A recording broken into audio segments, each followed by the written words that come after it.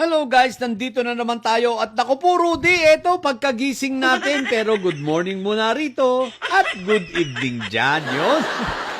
Pagkagising natin, aba, eto agad ang bumungad na balita sa atin, no? Ang sabi dito ha, Lacson, okay, Pia Cayetano, si Pia Madamdamin ha, had 4.7 budget insertions in 2025, Alan had 6.7B. What the heck? Guys, maliwanag na itong magkapatid na Kawatano ay merong insertions na umaabot ng 6.7 plus 4.7, 11.4 billion. 11.4 billion sa 2025 GAA. Kaya naman pala nag-iingay at nang aaway. Di ba ga? Kasi nga, mabibisto. Ngayon, eto. Kaya pala sinasabi nila, pilit nila na kinukuha pilit nilang inaagaw at kinukuha ang, anong tawag dito? Ang Blue Ribbon Committee. At nakikipag-negosasyon pa, nakikipag-negotiate pa before kila Senator Win at sa majority na kung pwede, sige, maghatian na lang daw ng powers at sa kanila na lang iwan ang Blue Ribbon Committee hearing para sa flood control. Yun naman pala may malaki palang tinatago at merong project na 11.4 billion insertions, no? Ang malupit pa rito, eto, tingnan natin ha. Ayan guys, naku po Rudy, isa sa mga nag-project sa kanila, ayan ay ang mga Diskaya. Ayan March 23, 2022, panahon ni Pentaboy, di ba? Ayan Diskaya. Saan ang project? Ayan, sa Taguig River. Itong slope protection na tinutukoy nitong si Senator Ping Lacson, di ba ga? So kaya pala naman ang aaway, kaya pala nag-iingay para mapagtakpan. Kaya pala gustong kunin ang Blue Ribbon Committee ay para mapagtakpan ang kanilang mga kalokohan at maitago ang 11.4 billion na ito. Mabuti na lang ang desisyon ngayon ng Blue Ribbon Committee at ng Senado, itong mga issues at mga kaso ng flood control, idiretso na sa Ombudsman. Which is yun naman talaga ang tama. Para diretso demanda na. No?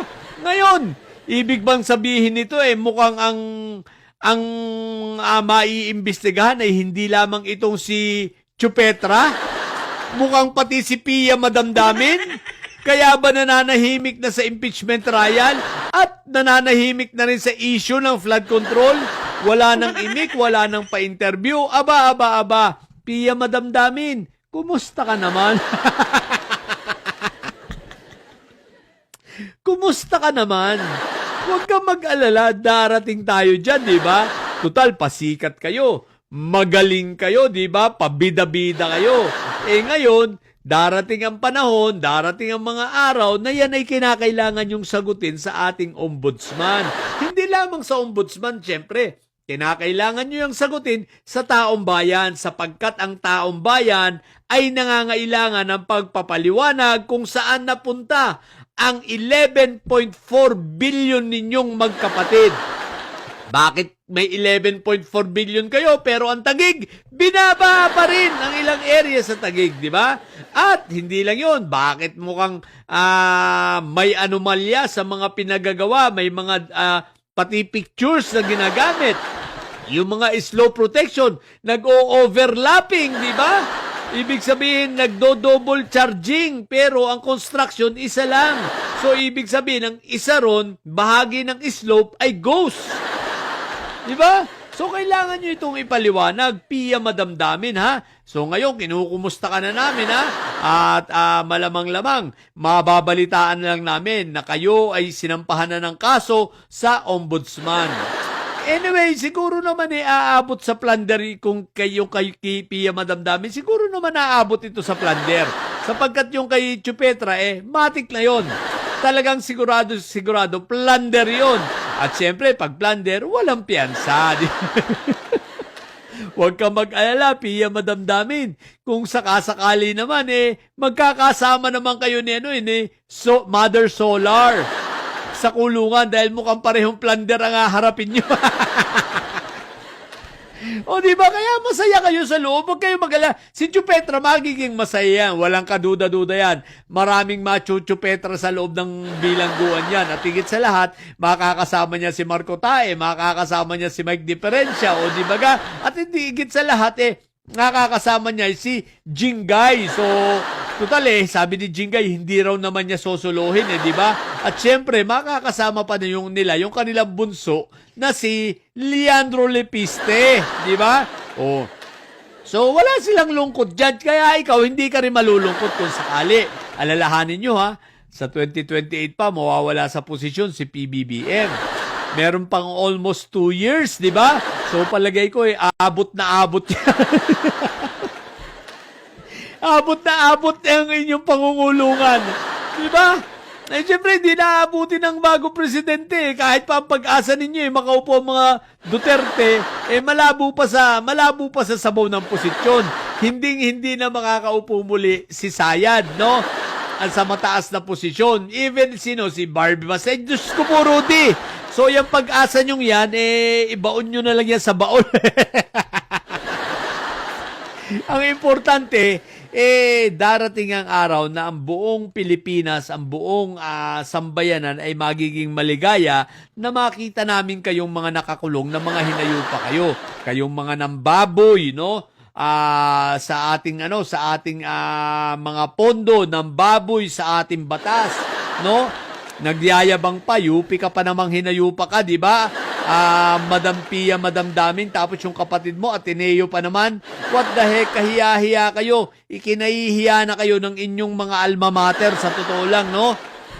Hindi sila natutuwa sa inyong mga pinaggagawa na ipinagyabang nyo pa talaga, ha? Isipin mo, ipinagyabang nyo pa talaga. Buti na lang, marami kaming mga kakilala ko. Personally, marami akong kakilalang Atenista at mga taga-UP na matitino, no? Na mas sila ang tinitingnan ko. Dahil kung kami ay titingin sa inyong dalawang magkapatid, ay Diyos ko po, Rudy, masisira ang Ateneo, masisira ang UP. Diba? Isipin mo, masasabing mga korap, buti na lang. Diba? May mga matitino akong mga kaibigan at kakilala at kasamahan. Diba? So, kaya hindi sila ang tinitingnan ko, hindi kayo. Diba? Dahil kung kayo, ay Diyos ko po, Rudy. Pero tulad ng sinabi ko, Pia madamdamin na, kumusta naman ang iyong damdamin? Huwag kang mag-alala. Hindi magtatagal, makukulong ka rin. Ang kulit nyo kasi, si Senator Ping Pang kinulit nyo Ang dami nyo pwedeng kalabanin, si Senator Ping Pa Para lang yan si Trillanes Pag nakakagat yan, talagang naglalakjo. Hindi na kayo bibitawan. So, ayan na nga. Kaya magkikita-kita na lang kayo. So, kami naman ay mag-aabang ng mga magagandang balita para sa inyong dalawang magkapatid, no? So, yun lang muna. Magkapatid na kawatano talaga to si Raul. Mangungulungan din kayo. Di ba nga, sa mga pupundidilis at may side dyan na nyo? Kumustahin nyo naman si Pia madamdamin. Matili kayo mga bobot may side sapagkat ang may side ay laging high blood. Bye!